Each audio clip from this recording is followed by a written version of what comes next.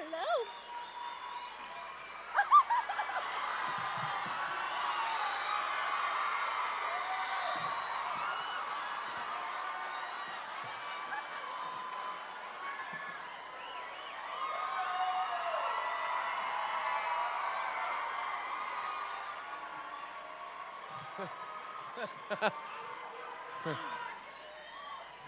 You're going to have to go see a chiropractor now.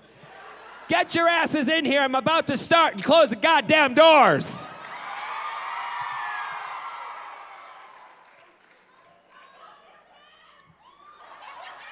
You love my hands?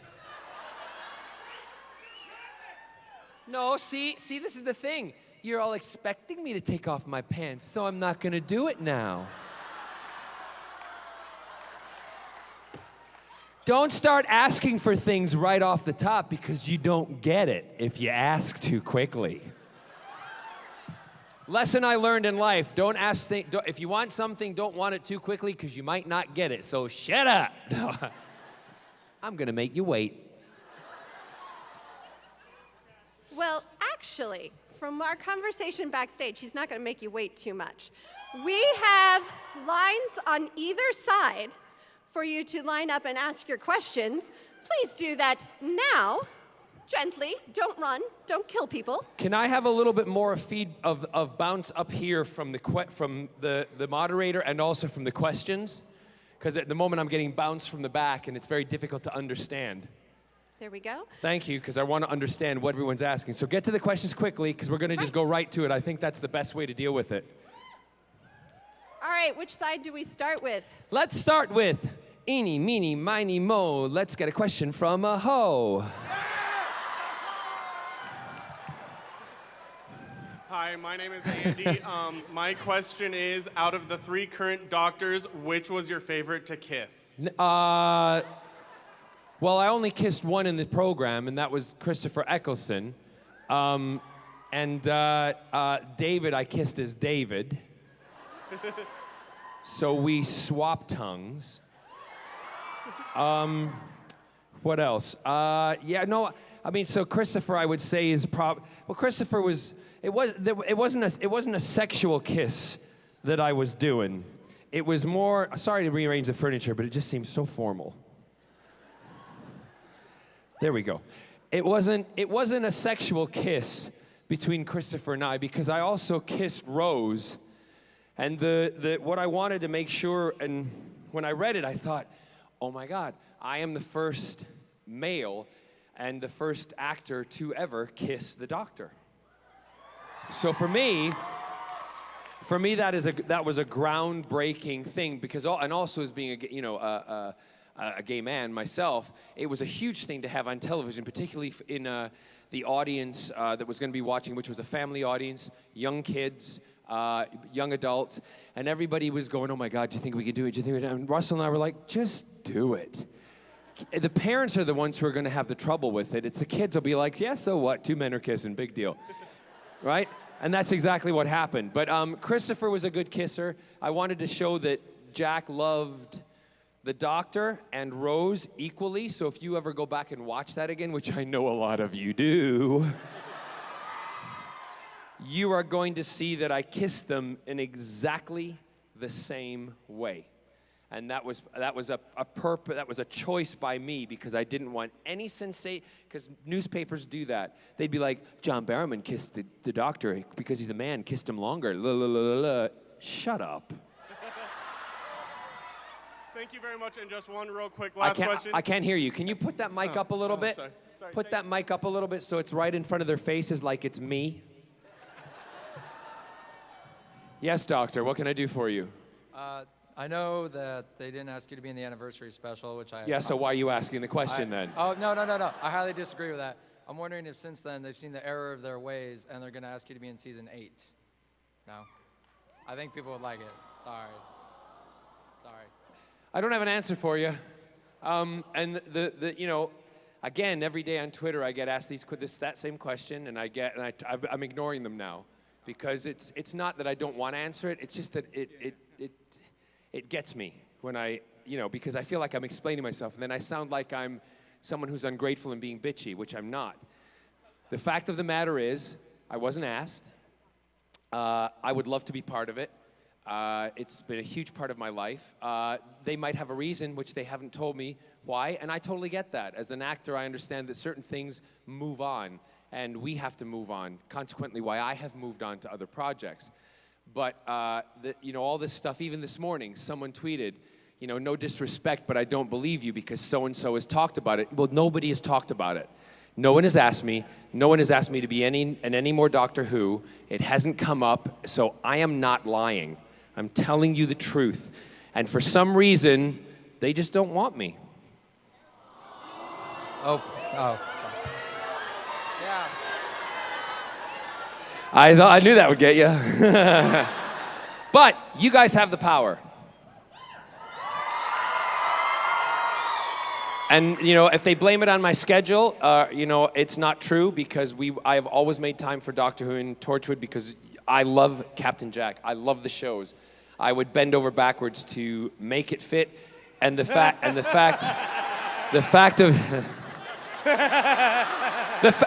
once I finish this thing, that's the last I kind of want to talk about that because it does get me upset in a little bit. But the thing that the thing that I want to make sure is that it's not when they blame it on me, that it's because of my work schedule and everything, they're lying through their teeth.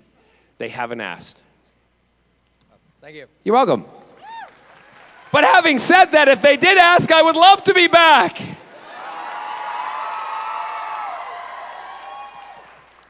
Yes, over here. Hi. Hi. Thank you for the big bear hug yesterday. You're welcome. And Because are you an otter or a bear?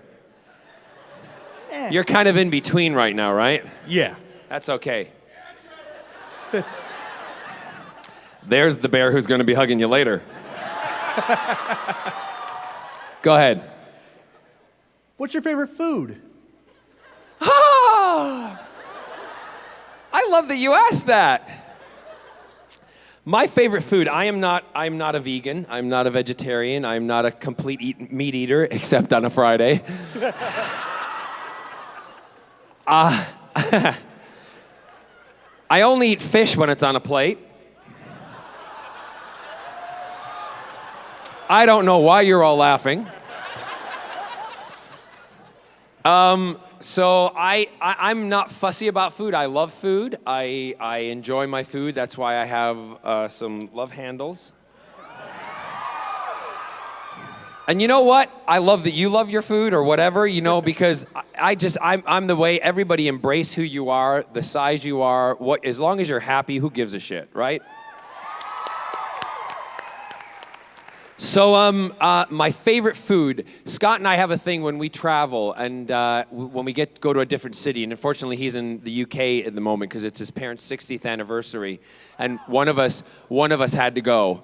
So I was like, I'm going with my peeps. So we always, when we travel, the first thing we do the next day we get there, we go and have a huge, big American breakfast. Pancakes, bacon, sausage, egg, waffles, you name it. We fill the table and we eat. And then we go back and we lay on the bed and go, what do you want to do? Well, not that, because I can't move.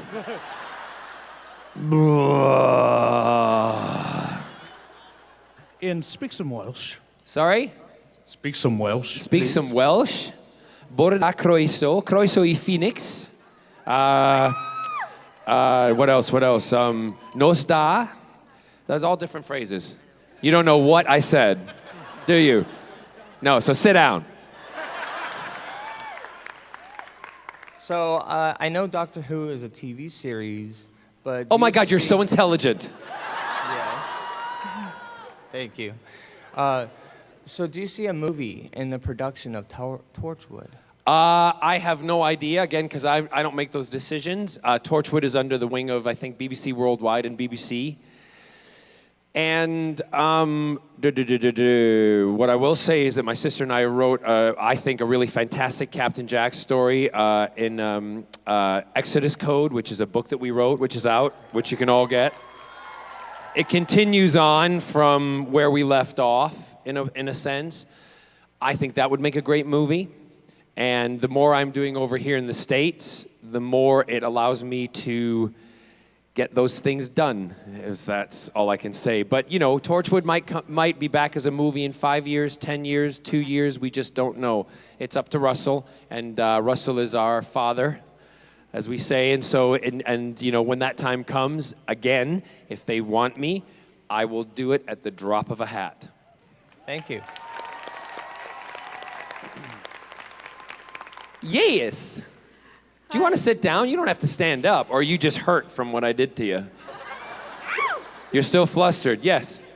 What's the question that you always want to be asked, but you never get asked?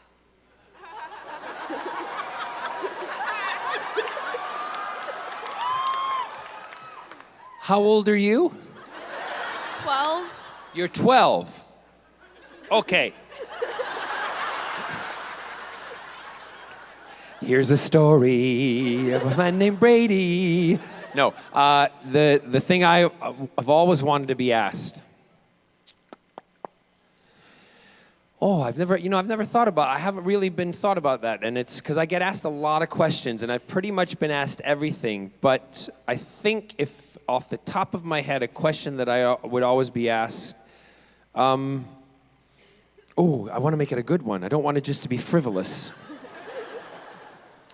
And also, you're 12.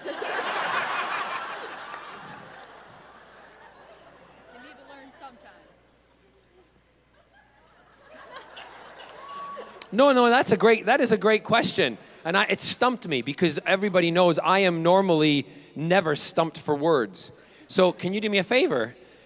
Stay there, and then let me think about it as we're doing this, and I will then have the answer by the end, okay? Awesome.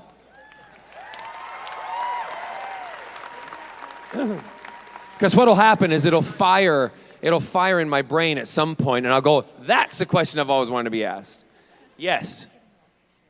Hi. Meow. If anything, You know, you're in Arizona, it's not Alaska. if anything happens with you and your partner, can I have first dibs?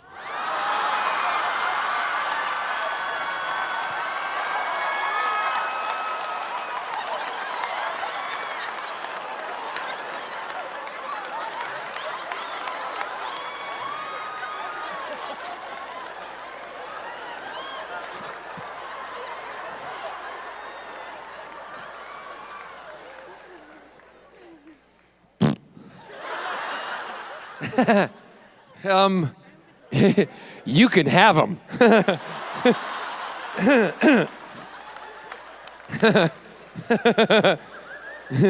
If you want to deal with the farting in the bed in the morning, you can have them. And I ain't kidding either. He's got a cute face, but that's like Mount Vesuvius. What? Like you all don't fart in Phoenix. I mean you. You mean me?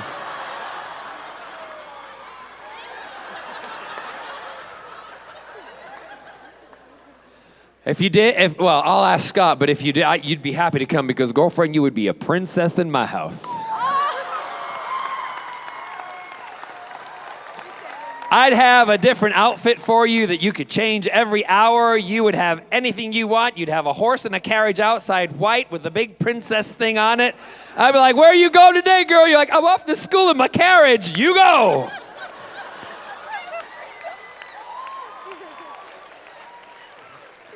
And everyone, she'd be riding down the street. They go, there's that little rich bitch going down the street.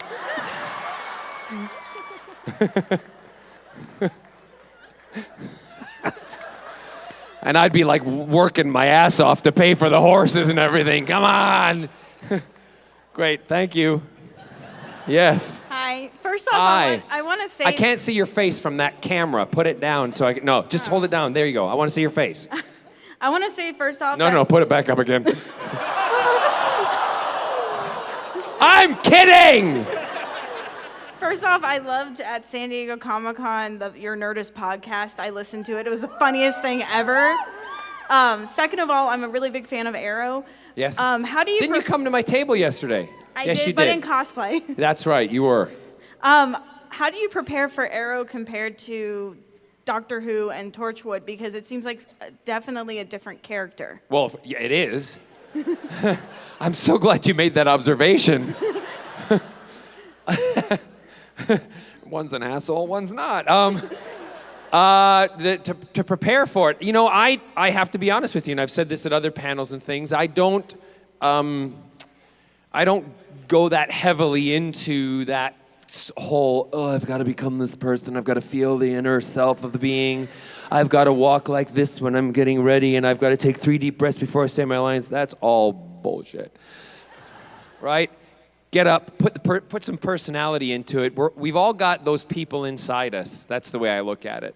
So there's a bad guy in me, there's a bad guy in you, and we all just control those emotions and things a little bit, but the thing that's great about acting is we get to go in front of a camera and throw them all up in front of you. And that kind of preparation is the kind of, I just live in the moment. And everybody who works with me backstage and doing this, like, I live literally my life day to day. Although my schedule is planned for the next 65 gazillion years till I get my head chopped off and I'm put in a big glass case and I swell.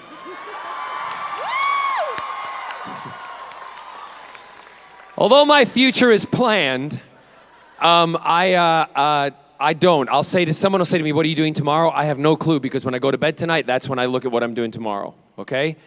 And I feel that I can then live my life honestly in the fullest in that way. So I do that with my characters too. I learn the lines before I go, but I don't rehearse them. All the people who work with me will say, do you want to run lines?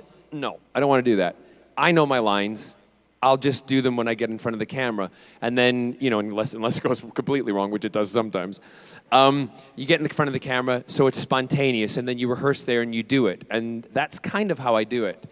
Does that kind of answer the question? Yes, it does. Good, lovely. Thank you. Thanks. Okay, first of all, I want to say I'm like a huge fan of you. Thank you. And you're one of the reasons that I want to become an actress when I get older. Awesome. And also, my question is, who would you rather kiss, Benedict Cumberbatch or Martin Freeman?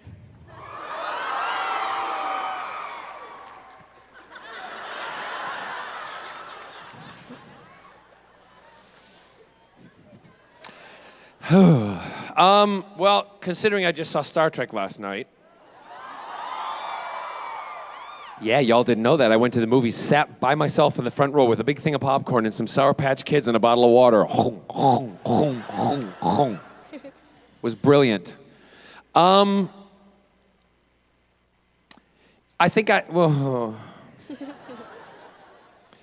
because I'm with an Englishman, I think I have to go with Benedict.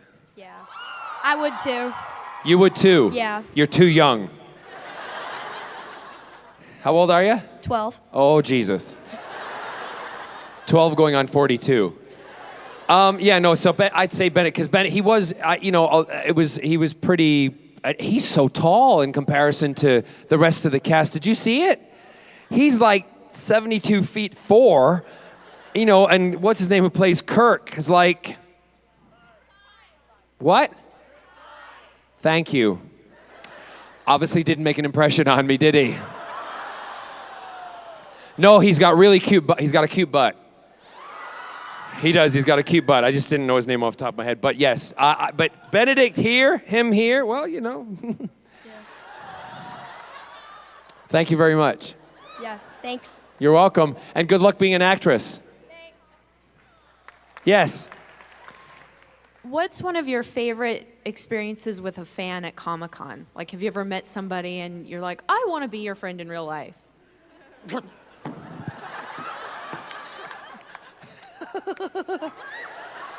Yep.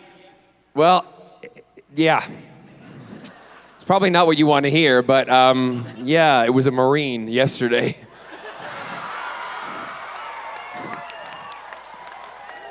Oh, yeah. Oh, yeah. And yeah, I wanted to be his friend in real life. Oh, sorry, Scott. Where's that 12-year-old girl? You could have him. Yeah, no, but I get loads of stories. One things that happened to me, and And I try to think of new things to talk about when I do this, but this one story continues to always make me, kind of feel that I'm doing what I'm doing is right, and that, everybody's getting the right idea, and, blah, blah, blah, blah, blah. This father came up to the table with his son, and it was myself and some other Torchwood people and a couple of Doctor Who people, and they came up and he walked up to the table and they said, he said, do you want Captain Jack's autograph? And the kid turned and he went, yes, Dad, of course I do, because, he might like boys, but he is so cool. And I thought, you know what, kid, you're getting that for free. Get over here. So those kind of things I love. I also love when people come up, and there's many of you out there know who you are, and all the different cons that I've done, who come up and tell me your stories. I know it's a brief time you have to tell it, but you've learned how to do it in Twitter speak, which is fantastic. So it's like, hi, John, #outgay, love it, you save me, brilliant. So, I enjoy hearing those kind of things because it's great to see that people identify with sci-fi, because that's what sci-fi does best. We touch on subjects that other shows are just starting now to touch on, because they've been afraid to for so many years. But we in the sci-fi world, everybody knows that no one can pull the wool over a nerd's eyes.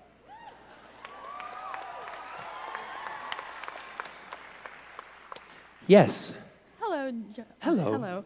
Hello from a former Midwestern to you. Great. I know you're from Illinois. I'm from Indiana originally. I'm sorry for that.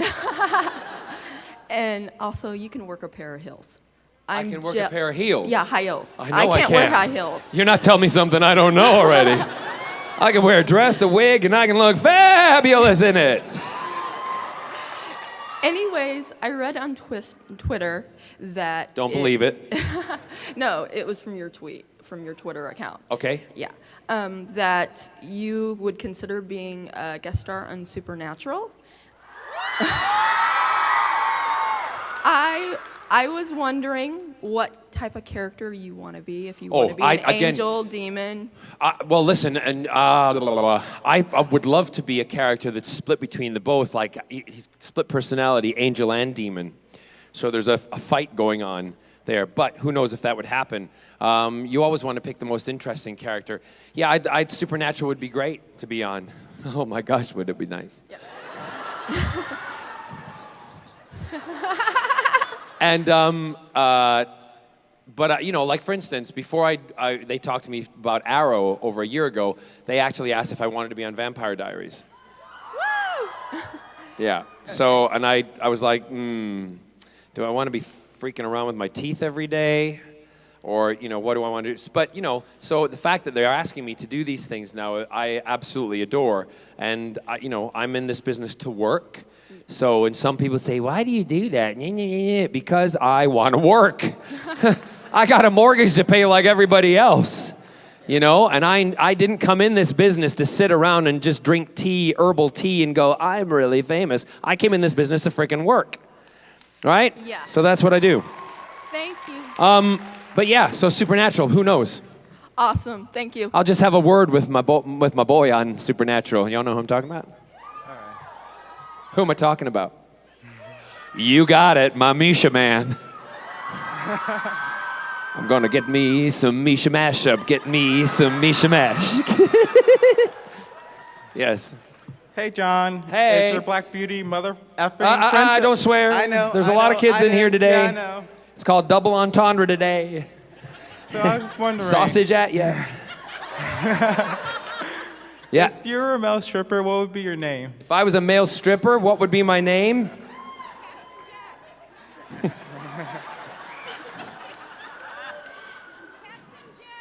No, it wouldn't be Captain Jack.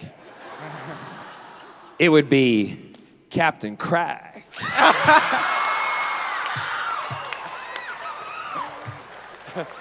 or Arrow.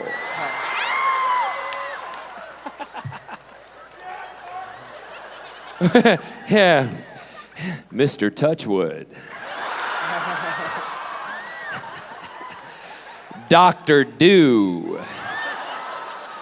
Jack Hardness. Do you want me to keep going? Okay. Boobylicious. No, sorry. Thank you very much. Thank you. Yes. Hi. If you were to be cast in the Rocky Horror Picture Show, what character would you want to play? I have been asked to do the Rocky Horror Picture Show so many times, and they always want me to play Frankenfurter. What character do you want to play? What character do I want to play? I don't want to be in the goddamn show. I don't like it. I don't. Listen, I'm sorry. You know, we all have our opinions. It's not my thing. I don't really like it. It's not the show that I would really be able to get up and do 8 times a week. Sorry, but no. I'd rather do Lacage. Yeah. Sorry. I want to be a pretty tranny. I don't want to be a haggard tranny. Yes. Hi. Hey. So you've gotten to work with some amazing actors over the years. You think? But who is on your bucket list of an actor to work with? Again, those are questions that I don't think about. I don't answer because I don't know where my life is going to take me. I don't have actors that I kind of go, oh my God, I love them. I want to be like them. I want to be who I am, right? And I understand that I enjoy watching other actors on screen and on television. I never thought that I would work with the people that I've worked with. Never did I ever think that was going to happen. So that's where joy from what I do comes to me every single day, because I know, like I go on set and like when I was doing last Torchwood, I'm working with Bill Pullman. I mean, come on. It was just phenomenal, right? And all the other things that I've done. So it's kind of a thing that I just go with the flow with that. And there would be one person, if I could go back, and this is going back to my musical roots. All the musical people are stuck in the back over there. That's all right. Musical people are used to going up the back. Anyway, the alley to get to the stage door. I loved growing up Gene Kelly. I did, because he was when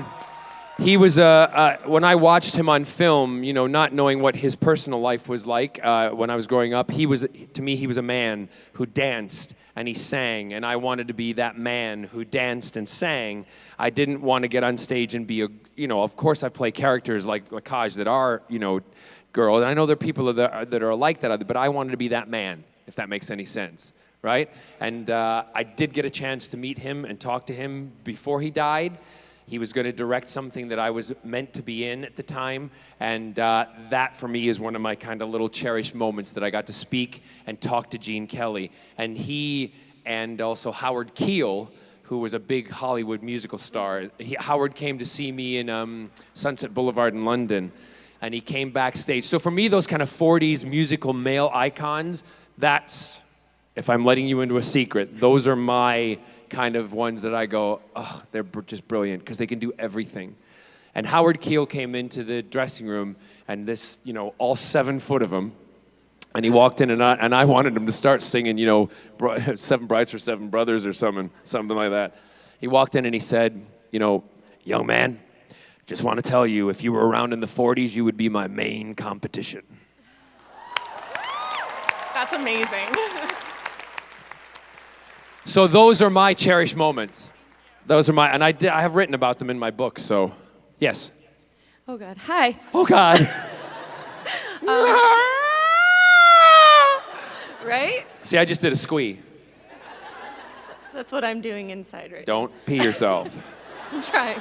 Go ahead, read your question. Yes, first of all, thank you for coming to Phoenix. It was great meeting you at your booth yesterday. Thank you. My question for you is, how do you feel that science fiction as a genre is breaking ground in making alternate lifestyles and LGBTQ lifestyles more acceptable in the mainstream?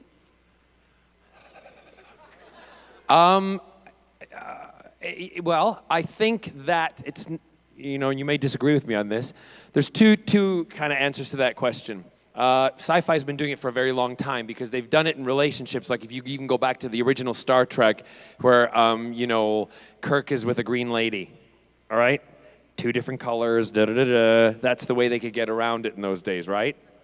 So we've always touched on those things in sci-fi. We've always, he's having sex with an alien or something like that. It's very different. It's what they would think, we don't think nowadays, but that was the taboo then, the subjects you couldn't touch. So sci-fi's always had that. But what a lot of people don't understand is that in American television, there are the most gay, lesbian, transgendered, and it's new to me. What is the Q for the end? Queer. Oh, see, we don't use that word in the UK, but it's cool. So I've learned something new today. So lesbian, gay, transgender, and queer. And bisexual. Bisexual, sorry. I should know, shouldn't I? My sister will text me and she'll go, what is it now? What is the term today? I'm like, don't ask me. I'm just gay. So with all that having been said, all of those, there's the most gay people, I say gay people, are represented on American television than anywhere else in the world. Yes, we applaud, that's great, but the problem is they're all the same type. There's nothing wrong with flouncy queens, right? Because I got some friends who are the biggest queens in the world, and I love them to death, but we're all not that way. We're all very different, as they are in every other section of society. We have different types. Like I was saying to that young lady earlier, that's why I wanted to be the man who sang and danced, to be able to sing and dance.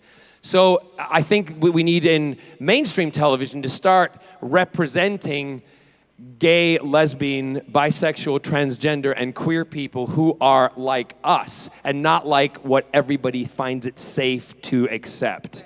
Right? Yes. Absolutely. Thank you. Great.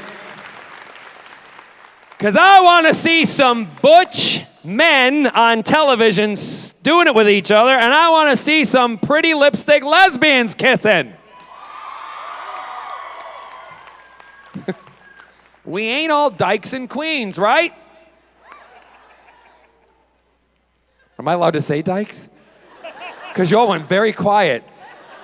Oh yeah, it's okay for you to say queer, but I can't say dyke. I'm talking about a wall that you put your finger in. Oh no, that's it, never mind.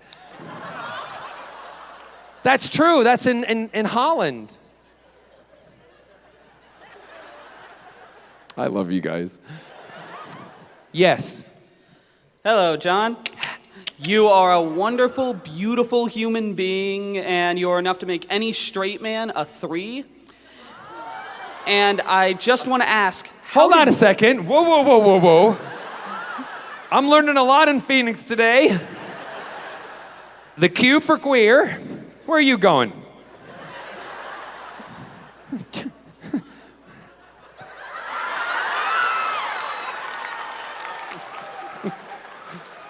What's a 3? A 3 is on a 1 to 7 scale on the Kinsey scale, which is a scale of 1 being completely According straight. to the Kinsey report, every average man you know. So you're a 3? Only for you and David Tennant. Gotcha. How old are you? 20. Oh, yeah, you're a slut.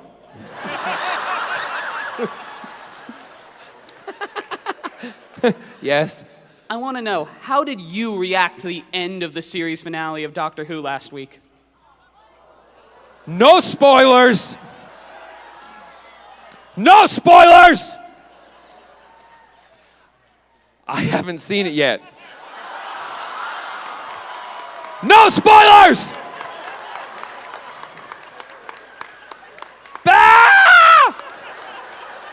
I will seriously hate you right now if you tell me. Don't tell me.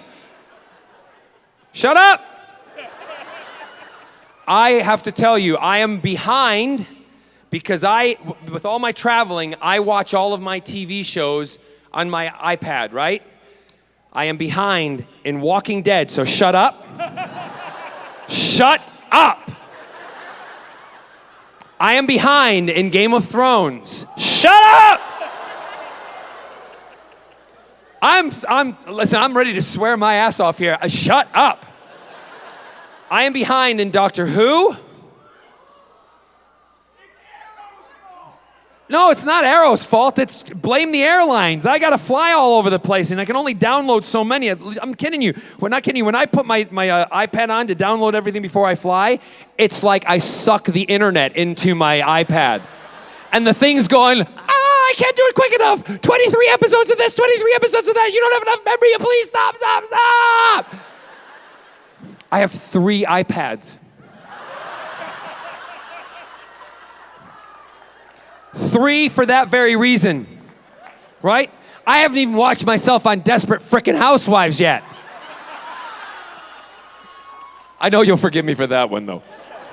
No, I've seen it. So please, I haven't seen it yet, so don't tell me. Just tell me what you think. Did you like it or not? And then I'll understand why you were asking when I see the episode. Don't think too hard, because the more you think, the more you're going to say, and the more I'm going to have to come down and kill you. You weren't sure about it, were you? I was freaking out. It was. All right, that's enough. Yeah. Put your damn fez on and go sit your ass down. You 20-year-old slut. Seriously, don't prompt those quick, because I literally will. I'll leave. Hello, John. Kidding. Yeah. How did you come upon the Malcolm Merlin role? How did I come upon it? Yeah. I was in Palm Springs over a year ago, and I got a call from Andrew Kreisberg and the producers and everything, and they contacted me and they said, we have a role that we would like to look at you, if you think about doing it. And I said, okay. And they talked about it on the telephone to me, and they sent me the script. And I didn't even have to read the script, because when they spoke to me about it, the passion that they had in their voice, the commitment that they had to the story, how they wanted it to grow and what they thought about it reminded me of how I was first spoken to about Captain Jack and Doctor Who and other things that I've been passionate about. And immediately I said after the phone conversation, yes, I'll do it. And that was it. That was it. That's great. Thank you. And also, as an actor, I'm very lucky that people come to me with roles. I don't have to go in and audition very much anymore, which is nice. Thank you again. Yes. Hi, John. Hello. This is Ember, my friend, Who? who is mortified right now. This is who? Ember. Amber. Ember with an E. Ember, like you're burnt out. Like she's smoldering fire. Nice. Yes. Really? Yes. Don't worry about honey. The more people that talk about you in that beautiful way, that will make you blossom in life. Let her let you blossom. Go ahead. Okay, this is Ember, and we would like to know if you could sing for us. Little Broadway stuff, please.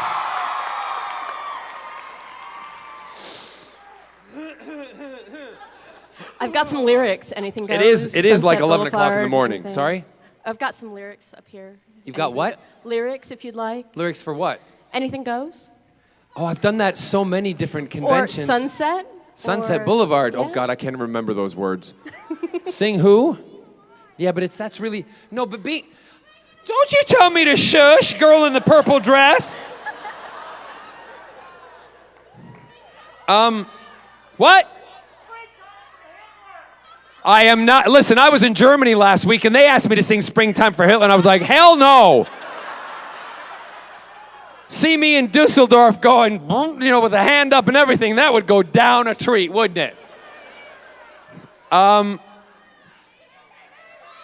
Any dream will do. Sing whatever I want. Anything. I don't... Wait, shh. One person over there shouted, what do you want me to sing? Who? Oh, God, no. David likes them, I don't.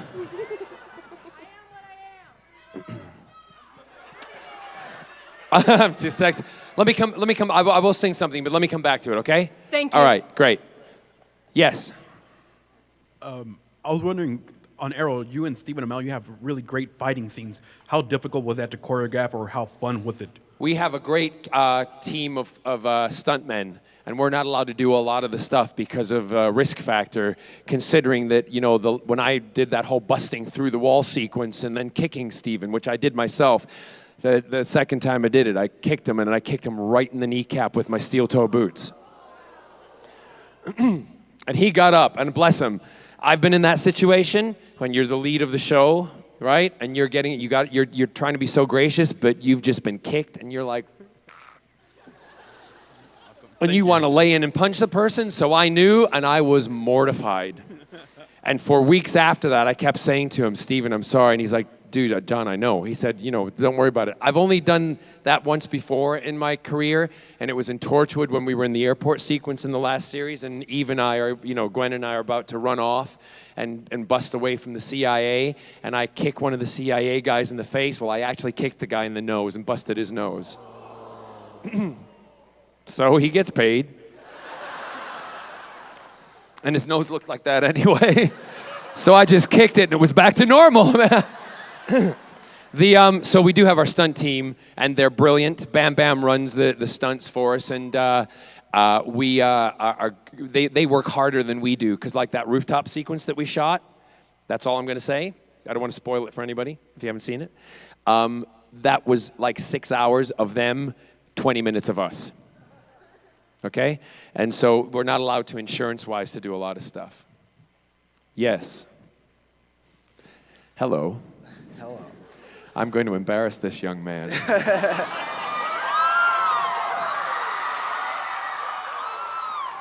Because, kind of stay in the light. This is the Marine. You have to show them. What?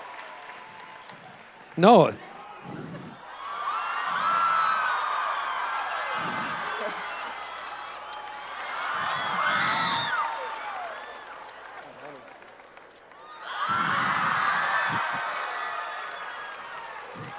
I'm good.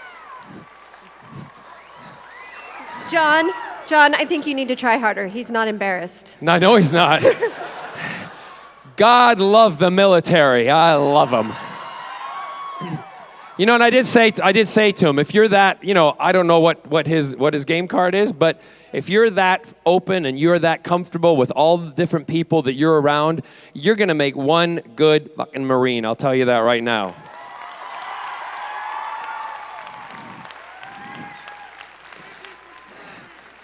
Yes, thank you for serving on behalf of everybody. Yeah, great. Thank you. My question is, what was your toughest role as a character? What character was your toughest role?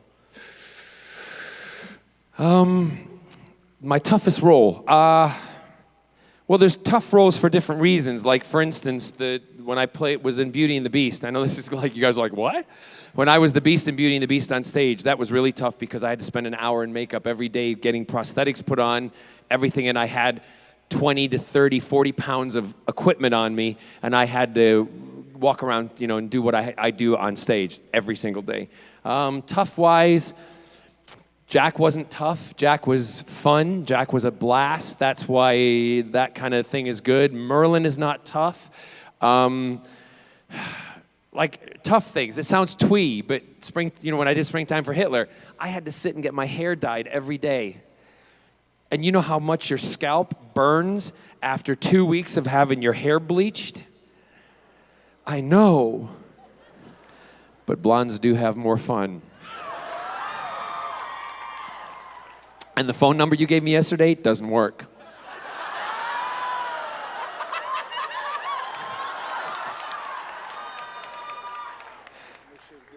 Oh, you will? Oh! All right, come see me later then. Write it down here.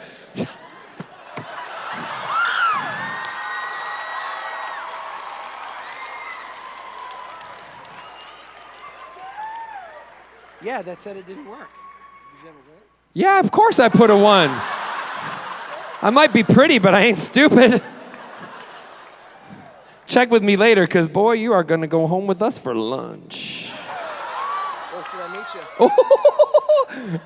meet you? We'll talk later.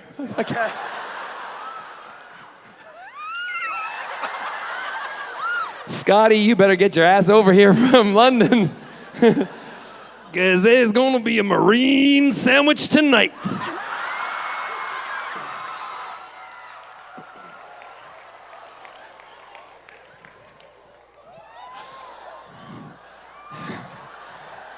I love, one of my uncles was a Marine. No, not that way. But no, never mind. Never mind. I'm going to get myself in a really big, deep hole here if I go into this. Things in on the internet and things pop up. Have you ever seen those videos with the Marines? Check it out. Trust me. Yes. First of all, I'm kind of afraid to look that up. Don't worry. You are a TARDIS. I've been in you. And I wanted to say that I suffered through the episodes before and after The Desperate Housewives to actually catch up so I could actually follow your storyline properly. Well, and you were amazing. Thank you. So good job. And oh my gosh, I was a little traumatized though beforehand, but thankfully once you showed up, it made things better. Anyway, the question is, what was your favorite school subject? I love being asked questions from a steampunk TARDIS. My favorite, I had two favorite subjects. I didn't like math. I wasn't very good at math. No, the reason I wasn't because it wasn't explained to me very well. And then there was one teacher who explained to me, she said, "Do you realize that math is music?" And I went, "What?" I said, "I can't sing the Pythagorean theorem. Or when it's how to bisect an angle." No. She said, "No, eighth notes, quarter notes, fractions, whole notes, half notes, it's all numbers." And I went, "Oh my God, so it is." So that helped me out an awful lot, but I still don't like math. My favorite subjects were English. And I had some really great English teachers. Mark Wilson was one who, I wasn't a very focused student. I always got, good grades, but I wasn't very focused. And Mark kind of picked me out of the class creatively and and put me into what they call the gifted program, right? And challenged me that way. And I was put into the gifted English program, so I'm gifted. And so I did that. So English, and then we had a teacher like Diane. Her name was Diane Grider, who taught me the things about when I was reading books. And I fell in love with reading in my junior year in high school, because I learned the things about subtext and foreshadowing, and really getting into the plot, the character development of stories, and why authors were writing specific things, which in return, with my sister and myself, has helped me and as an author.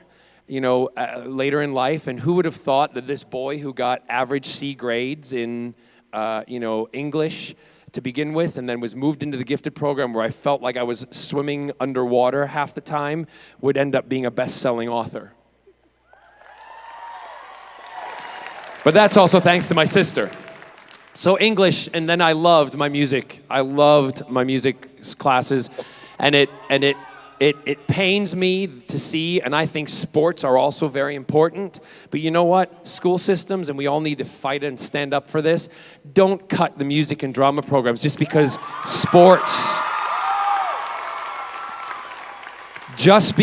the sports team needs a new outfit.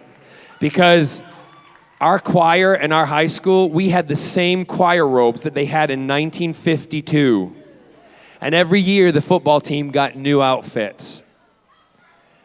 Go lesbians, too. So, yeah. So I'm a real, and the high school I went to that puts all the money into sports and programs and stuff like that, and I might be speaking way out of turn, and I'm sure I'll get a letter about it, but I don't give a shit. The music department and everything in that school, shut down, non-existent. How many sports stars have come out of that school? None. Myself, Andy Dick, Anthony Rapp, all came out of the same school. Wow. And others. Wow. So there you go. Thank you. Thanks, hon. Yes. Hi. Hi, Rose. Oh, hi. So my question is, you said you love Gene Kelly. My opinion, you're the new Gene Kelly. That's Thank you. just me. But is there any musical theater roles that you haven't played but would love to? I would like to be Elphaba in Wicked.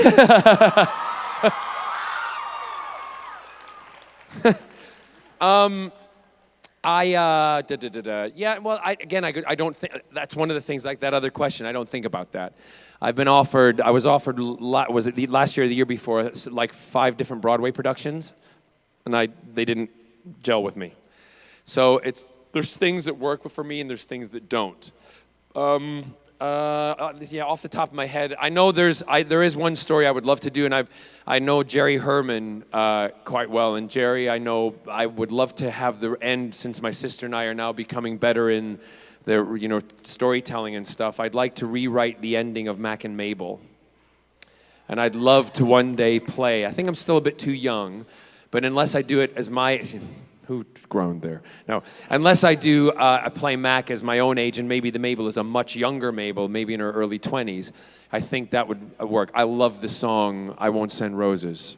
Oh, that's one of my favorites. Sing it. I won't send roses or hold the door. You won't remember which dress you wore. My heart is too much in control. The lack of romance in my soul can turn you gray, kid. So stay away, kid. Forgetting birthdays. I forgot the words. Anyway, there you go. Thank you.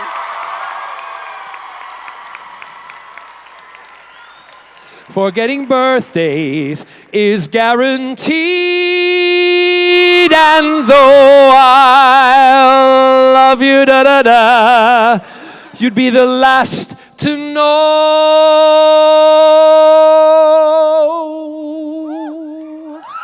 I won't send roses, 'cause roses suit you. So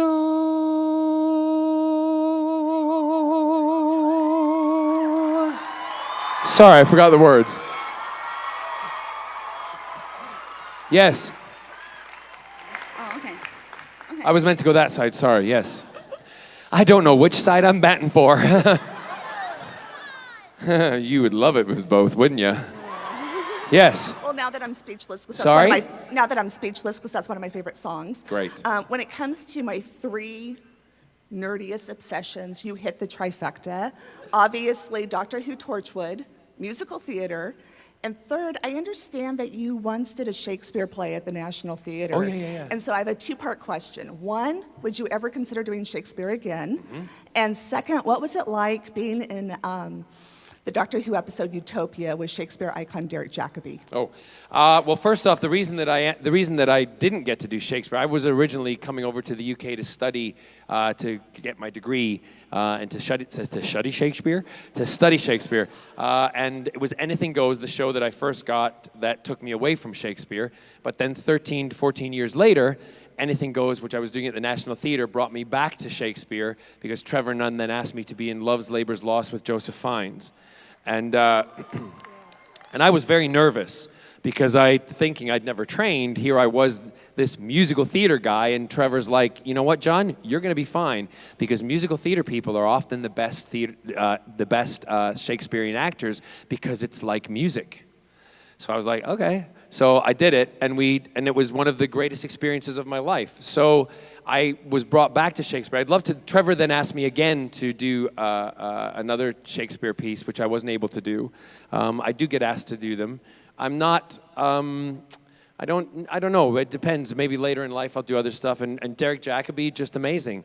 Derek was just wonderful to sit with and to watch him work. And that's the other thing, the great joy that I have in the work that I do. I come into work, and as David does, we would both be like, oh my God, it's Derek's scenes today.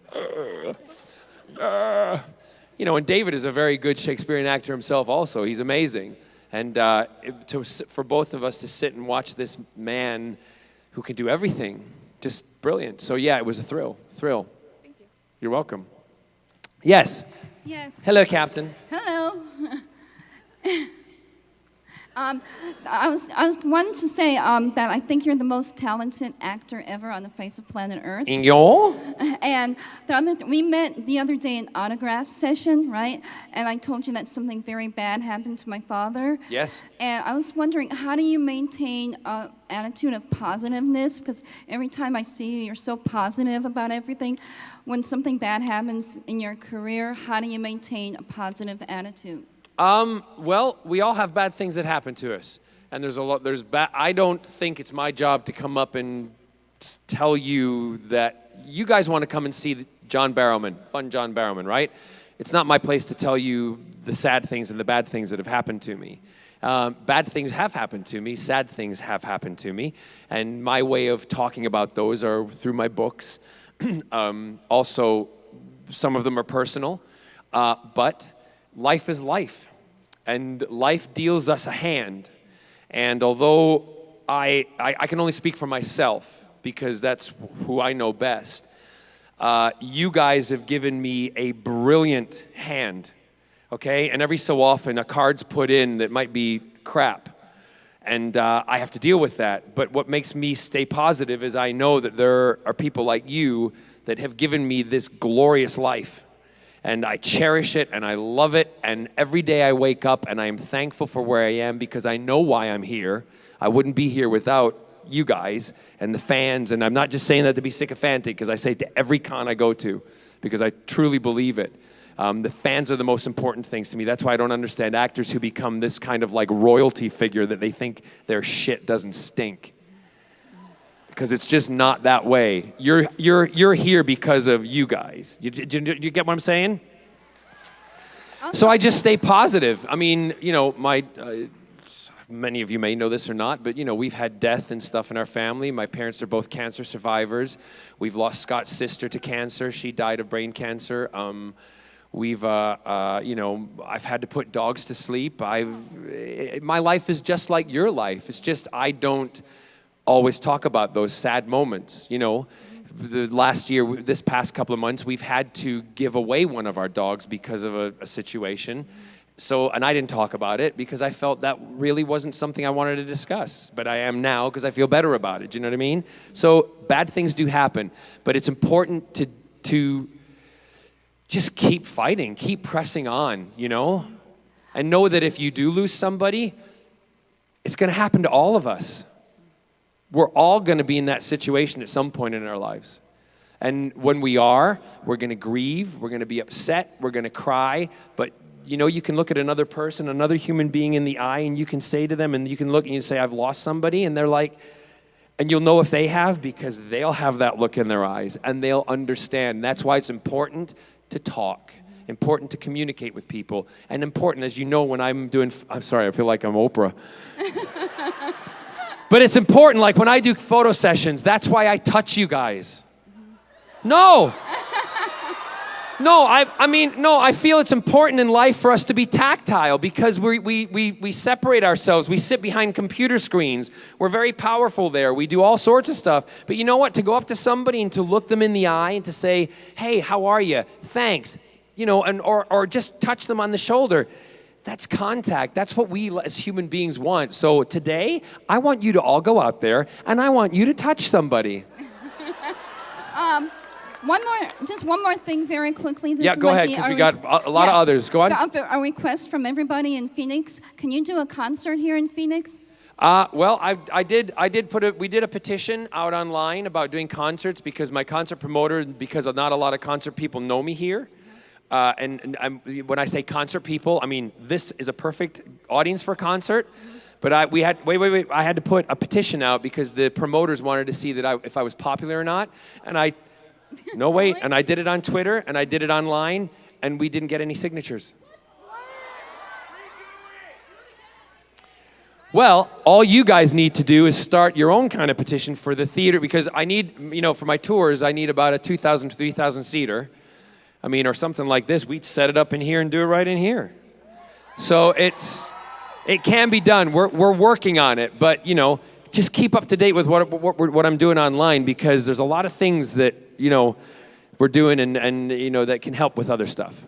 Thanks, sweetheart. Yes. Oh no, to ask your question. Okay, well, you just said that you should touch everyone, so can I have another hug? No, never mind. Okay.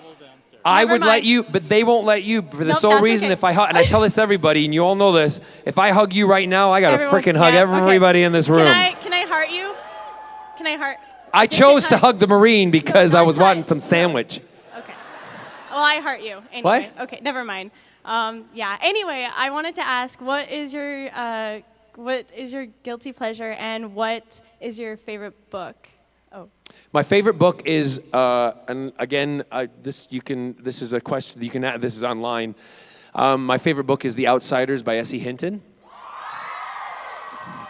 And I absolutely adore that book. I've got the movie. I've got about 4 or 5 copies because every time I find a copy, I buy it. I have, and Rob Lowe, who I did a play with in London, Rob signed the movie for me, and, I've met Ralph Macchio, so I've done all that kind of stuff. But that book to me, that was one of my summer reads in high school, my junior year, Miss Grider, and I sat by the pool at we belonged to a country club, and I sat by the pool ordering gin and tonics on my dad's tab. Not thinking that he'd know about it. The reason I'm signing the number. Do you know what our number was at the country club? Our number was 007. So I was Bond. Wee Jimmy Bond. So yeah, and I read that quite a few times. I love the story, and if you ever read my book, Anything Goes, my first book, I kind of relate a lot to Ponyboy in it because I felt a great attachment to him.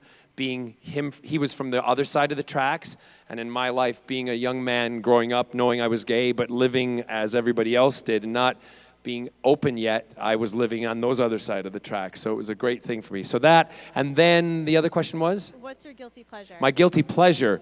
I got a lot of guilty pleasures. Some of them I'm not going to tell you. No. But I love my cars. Yeah. And I'm a gearhead. You might find that hard to believe. I'm a gearhead, but I'm looking at a car right now that I'm debating on buying.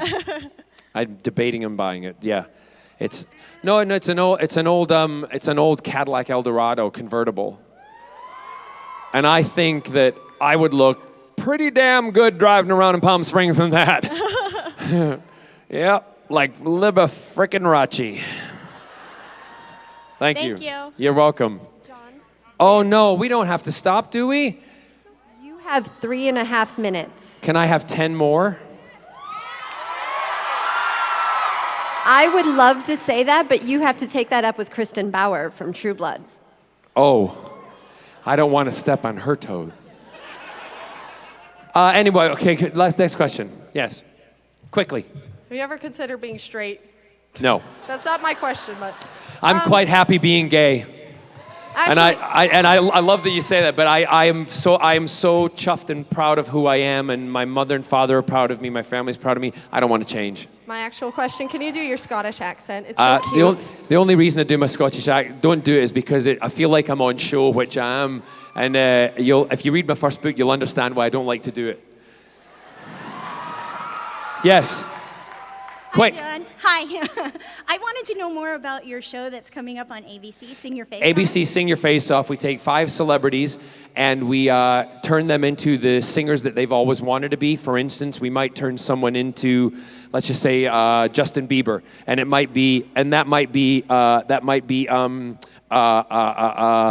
let's just say Gareth David Lloyd. We turn him into Justin Bieber. It's really a fun show. We have a really good laugh, and sometimes we turn men into women and women into men. Awesome. That sounds exciting. So I'm bringing a little bit of that onto the national network. Yay! Can I just say, I know we have to stop now. We got a couple more minutes. Yes. First, I would like to thank you for doing Doctor Who, because when my mom was going through breast cancer reconstruction, you really brought a bright spot to my life. Great. And what's your favorite color? Blue. I have my car's TARDIS blue.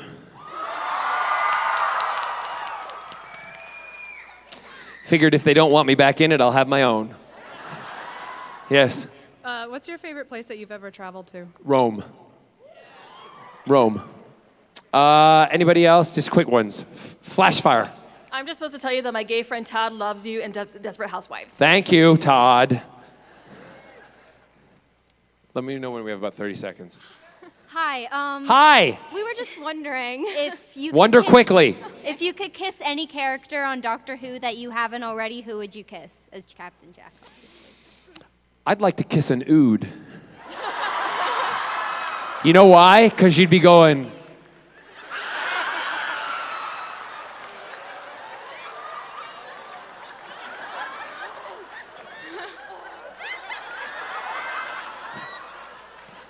Yes.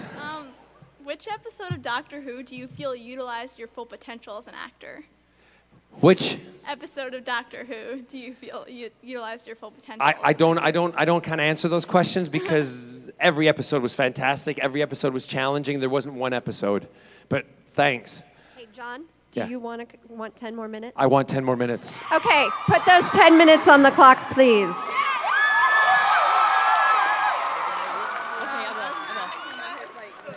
Oh, nice view, John. Oh, Jesus. Oh,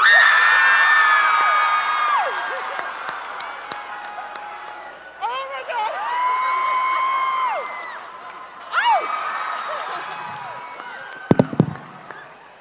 Oh! Sorry, I had to make sure because I was falling out of them earlier.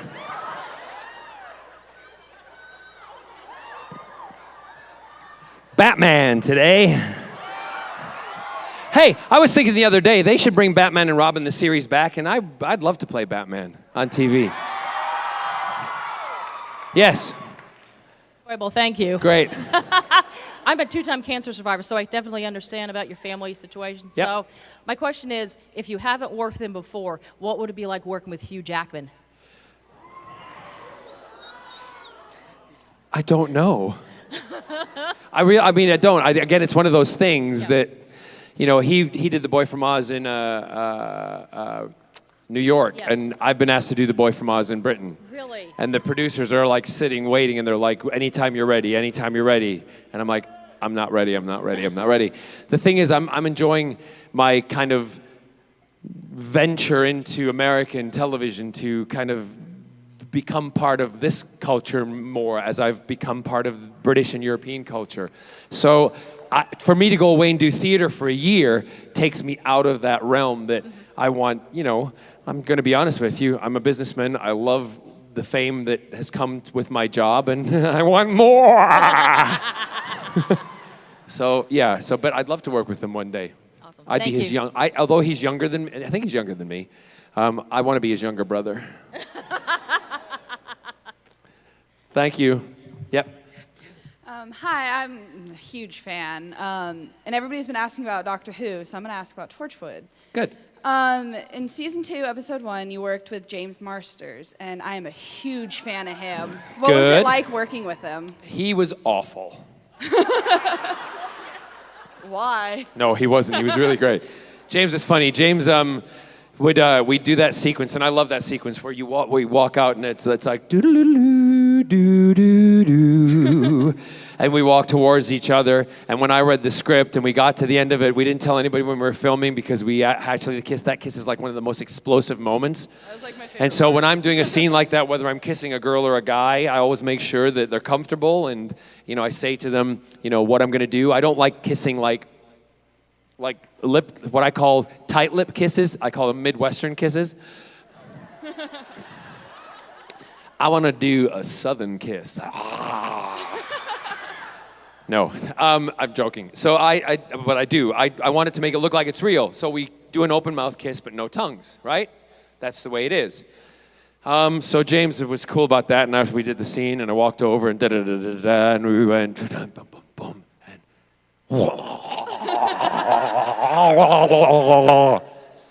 and we said, cut! And his girlfriend was sitting over at the side, and I said to the cameraman, just roll it a few more times. Don't tell him. So he went over to his girlfriend, and James, I'm like, you all right, James? He's like, yeah, fine, fine. And he went over to his girlfriend and went, just to reinstate his masculinity. And I'm like, and they're like, okay, we're going to do it again. And I went, right, okay. Boom, and cut! James.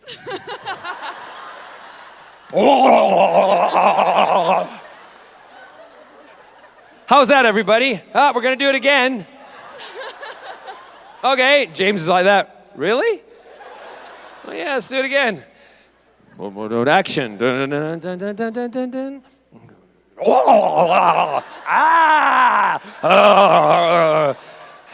Cut!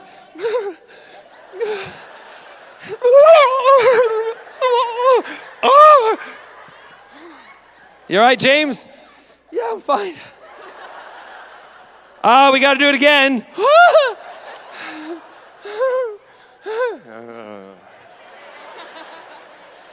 Action! Dun, dun, dun, dun, dun, dun, dun, dun, dun, dun. No break this time. James is going.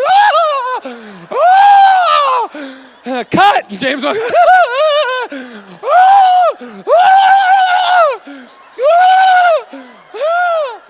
Are you all right, James? Yes! I'm sorry, we're going to have to do it again.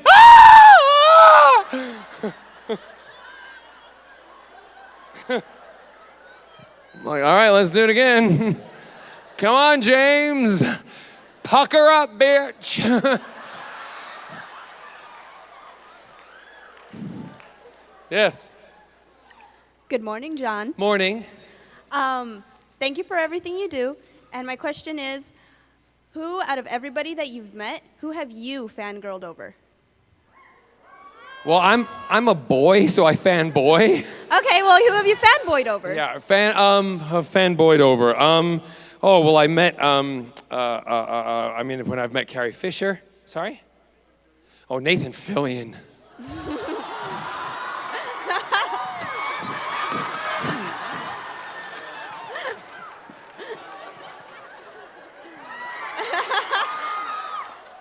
Deadass.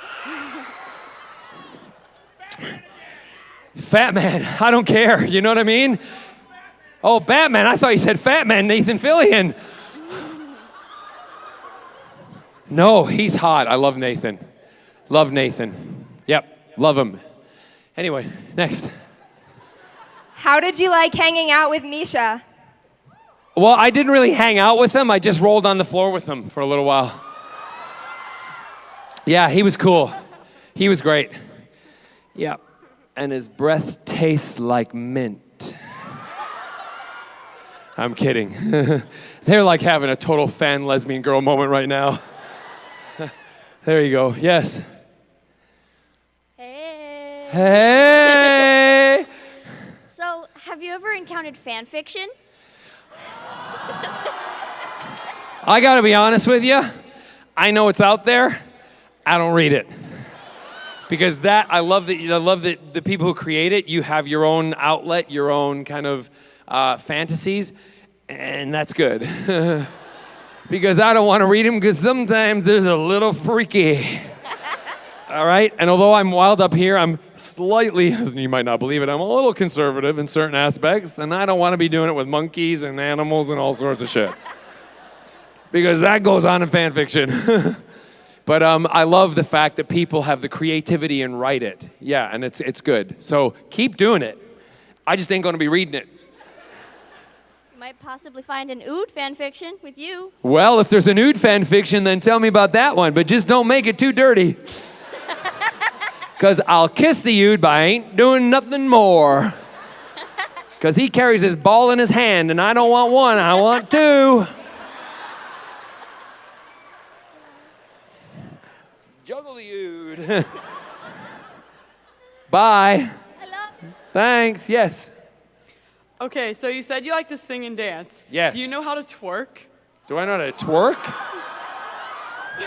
Show me how to twerk. With your butt, yeah. Really? That's all? You gotta really shake it. You gotta get into it.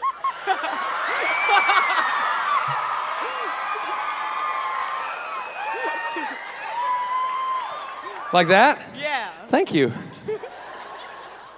Where's that Marine? Come and twerk with me.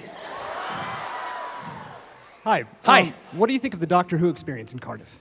What do I think of the Doctor Who experience in Cardiff? I think it's great.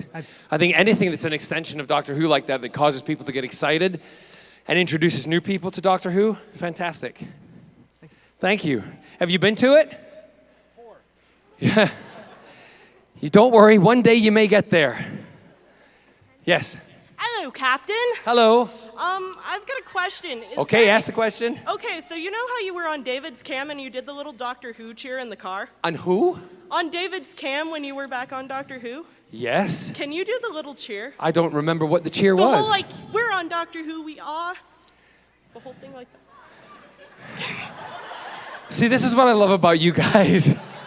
We sometimes do those things and then we don't remember it, but it's online somewhere and you remember. Well, you do it for me. Go. But I don't know the last part. Well, nor do I.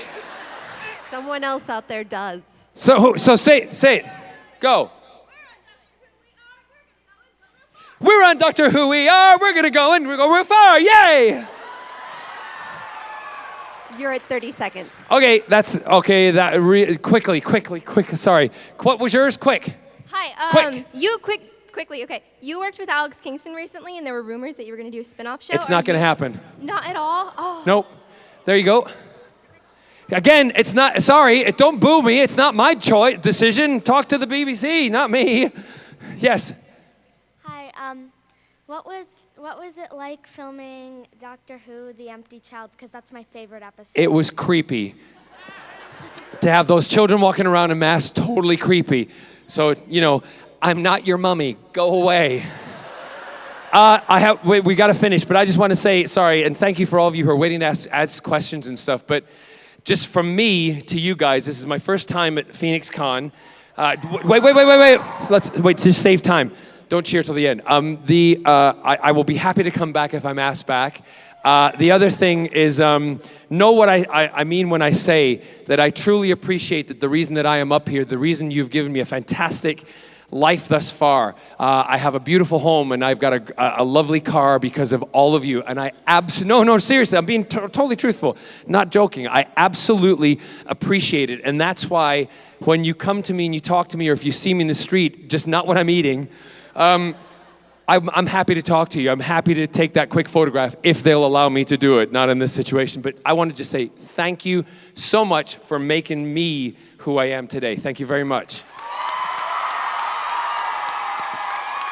Stand up and show them our love, Phoenix.